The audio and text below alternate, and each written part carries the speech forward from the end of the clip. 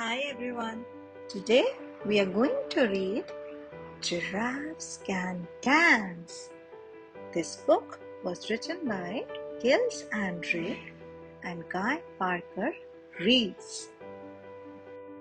Gerald was a tall giraffe whose neck was long and slim, but his knees were awfully bendy and his legs were rather thin. He was very good at standing still and munching shoots of trees, but when he tried to run around, he buckled at the knees. Now, every year in Africa, they hold the jungle dance, where every single animal turns up to skip and prance.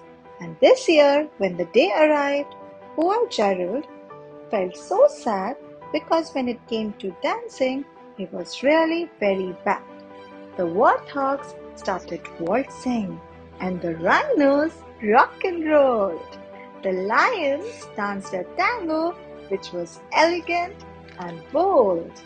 The chimps all did a cha-cha with a very Latin feel, and 8 baboons then teamed up for a splendid Scottish reel.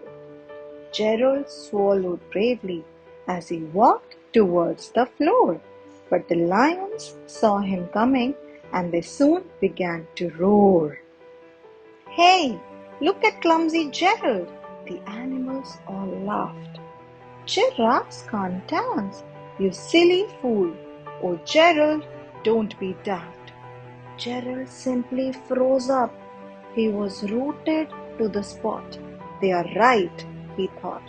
"I'm useless. Oh, I feel like such a clod." So he crept off from the dance floor and he started walking home. He had never felt so sad before, so sad and so alone.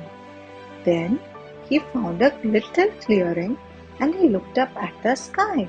"The moon can be so beautiful," he whispered with a sigh.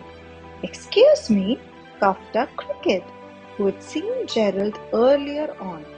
"But sometimes when you're different, you just need a different song.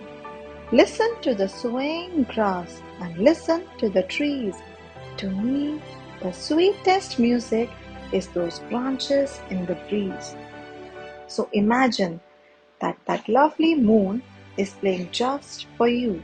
Everything makes music if you really want it to.